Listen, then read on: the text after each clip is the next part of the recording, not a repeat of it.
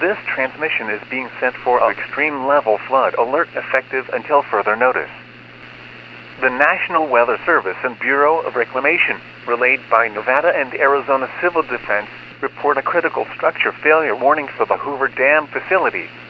A catastrophic breach as imminent water release is uncontrolled. All residents in low-lying areas of Boulder City, Laughlin, and the eastern Las Pegasus Valley must evacuate to higher ground immediately. This is life-threatening.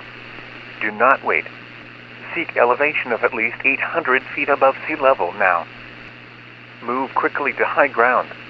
Take only essential items if they are immediately available. Do not pack belongings. Do not attempt to travel south along the Colorado River corridor. Impact is expected within 12 minutes. Stay away from riverbanks, drains, canyons, and low-lying streets.